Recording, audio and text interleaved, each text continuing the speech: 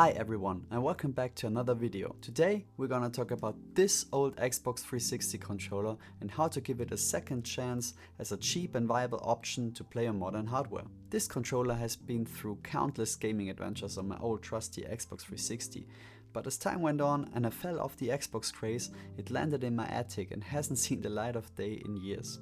It looks and feels really grimy and it shows a lot of wear and tear. I mean, look at those sticks.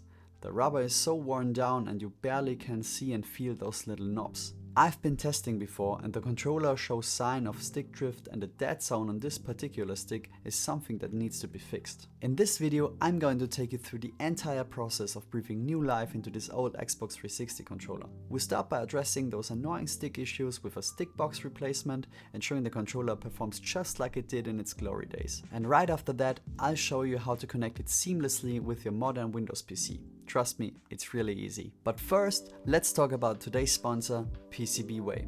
PCBWay is your one-stop solution for anything around PCB prototyping and manufacturing.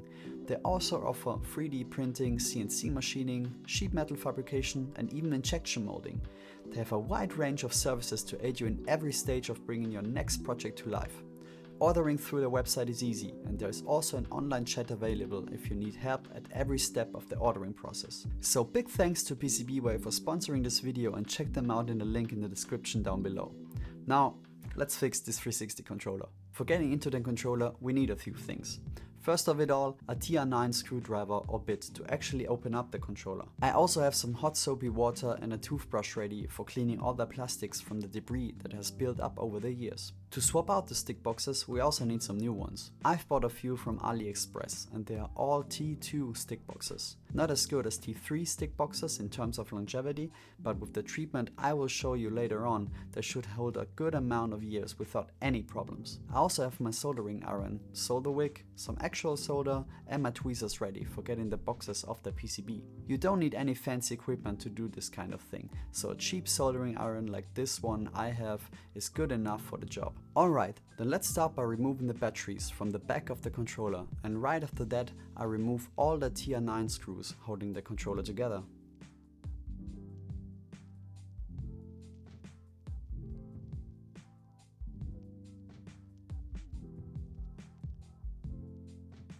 With all of them removed, let's take the back off, revealing the main board inside. Now there should be two vibration motors on the bottom of the controller. Remove them by gently pulling and wiggling on the connector, not the cable itself. With them out of the way, the motherboard is no longer connected to anything else and we can simply lift it out. Next step, removing the rubber pads and all the buttons. The bumper on the top also comes out easily. The D-pad is a little tricky, as it is screwed in from the back. You need a Phillips screwdriver here. With the two screws out of the way, take your tweezers to squeeze the clips together. Then just push them out to the front side of the controller. And with that, we successfully took apart our controller. Next step is to clean all the plastic parts and buttons with hot soapy water. This is a very easy task and a toothbrush helps clean out all the nooks and crannies. Just make sure to give everything time to rinse and dry, as the last thing you want is water in your controller. Let's move on to the stick boxes. This is the main problem we have to solve in this video. So let's start by removing the old stick boxes by flipping the PCB around and removing the solder from the connectors. I use solder wick here. When heated up on the touching solder, the solder gets attracted to the wick and is therefore quickly removed from the PCB. Take your time here and don't rush. Sometimes it can be a little finicky. So I got a little problem right now. These are the stick boxes I've bought from AliExpress, and this is the stick box I just pulled out of the mainboard from the Xbox 360 controller. Now this is a different one, and actually this one may fit, but it doesn't have the click motion. So the solution right now is to get another Xbox 360 controller, take the stick boxes out and compare all four stick boxes, and the best two goes into this one controller. So don't be silly like me and just buy stick boxes and assume they go in every controller and they're all the same. With both boxes successfully removed, we can insert the new ones. Also make sure to have the stick boxes flush on the board before soldering them down, as it can cause fitting problems later on. Give them some new solder and double check that you have a good connection on all joints and you should be good to go.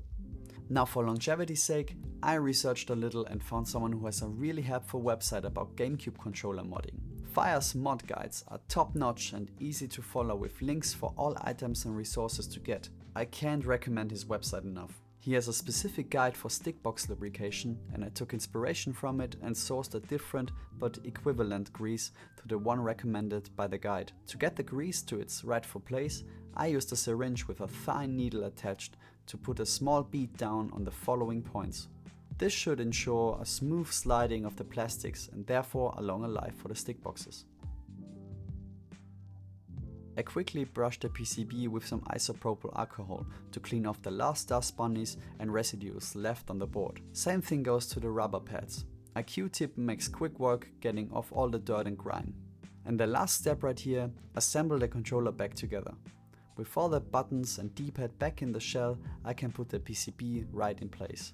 And don't forget the bumper on the top. Now just slide the back of the controller shell over and bolt it down with all the TR9 screws.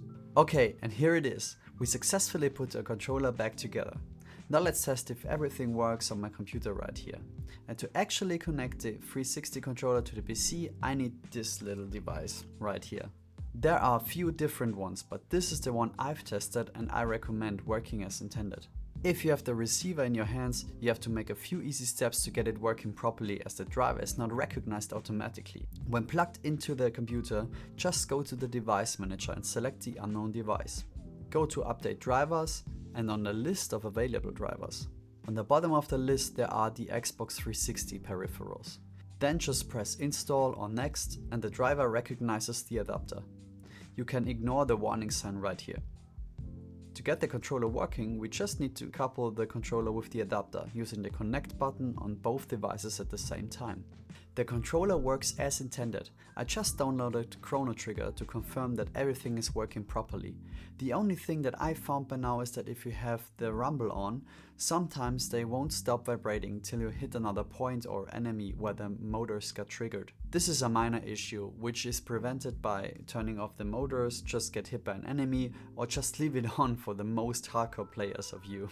Now to conclude, we just got an old gaming controller from 18 years ago working on modern hardware with nearly no issues. So before you go out and buy a new Xbox Series controller, just think about it if you have some old hardware lying around. Save some money and learn something along the way. That's a win in my books. Thank you for watching, and if you liked the content, I kindly ask for a like or a subscription if you want to see more videos like this one. I am Paul, this is my little mod shop, and I see you in the next video. Bye for now.